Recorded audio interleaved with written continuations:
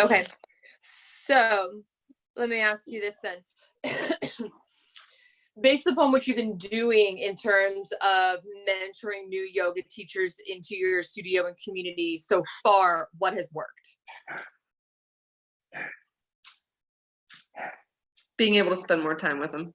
The ones that I spend more time with are the ones that have seen more numbers in their classes and I get the most compliments about. Why do you think that is?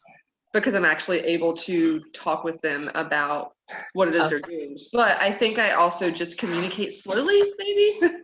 Yeah. I mean, I think some people do. Okay, so just what comes up to the top of my head is question number one was what to do after feedback. But I think you kind of answered your own question right there, because the feedback is talking. I also know that I have a habit of getting on a soapbox of like, oh, we're going to talk about this now. Let's talk about this. Let's talk about this. And then it's like 30, 45 minutes later. So instead of just doing that, finding a way to effectively communicate so I don't have to spend 2 hours taking what could take me 30 minutes with one person. I feel like that's the yoga way. I'm just laughing. I feel like it's the yoga way. It's so funny. Everything in yoga is so long and drawn out. It's so funny. Okay, so my 45-minute lunch crunch class the other day was an hour and 15 minutes. There was just 3 of us, but still. 2 of us were. You know, then though, that talking with them works, but that there maybe could be a more efficient way. So I know we're kind of jumping around a little bit, but just off the top of my head, a question that I have for you is, what are some ways that you can make that communication, that mentoring with them, because that's really what that is, it's mentoring time. How could you make that mentoring time with them more efficient and maybe less you talking and more them talking? Are there ways you could do that?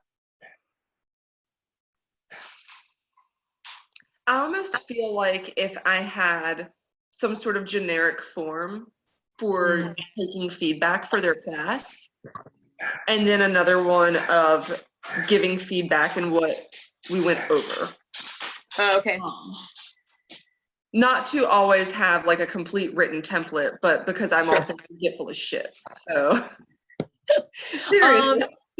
In your advanced teacher training, did you guys do the feedback forms? I only have done 2 of the videos, and actually both of them I did in Greenville. Oh, yeah, because only either 2 or 3 of the 5 had to be with people from the group, I think. Okay. So the only ones I did were in Greenville, yeah. Okay, so because the feedback forms might be a good place to start. In your experience with your ATT program, how did those feedback forms work for you? From the people here in Greenville? Yeah, either way. Oh yeah, from people here, because I think they were the only ones I really got aside from the actual written paragraph feedback from Mary and Lexi, which that really, really helped. But as here, it was just, they were just very generic on me. They were just like, oh, okay, you're doing this for an assignment. Let me fill this form out. And I'm like, thanks, guys.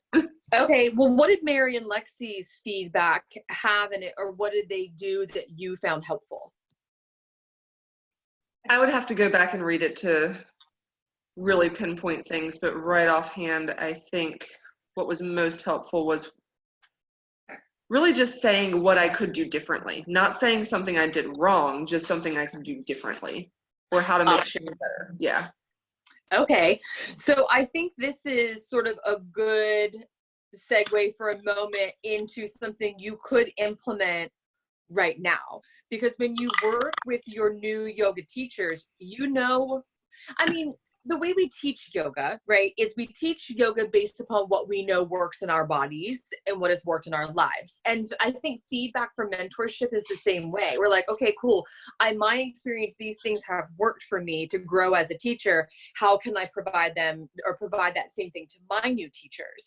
So a good action step is to maybe just take, I don't know, 30 minutes or so sometime over the next week and look at Lexi and Mary's feedback and see what they did that you really liked, whether it's how they gave the feedback, Was it because they emailed it to you? Yeah.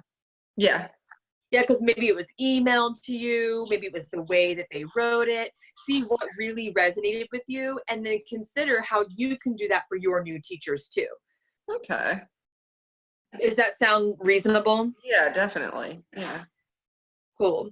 Because I think sometimes, you and I are yogis, we know this stuff. We learn from our teachers, and then we end up teaching the way our teachers taught us until we discover our own system of doing things. So I think that's a good place to start in terms of mentoring your new teachers, is for you first to figure out how you want to give feedback. Yeah, and I think another thing that I have had trouble with, because I've actually had quite a few teachers at this point be like, oh, can I do some sort of like mentorship with you? And I'm still just like, wait, what? Are you talking to me?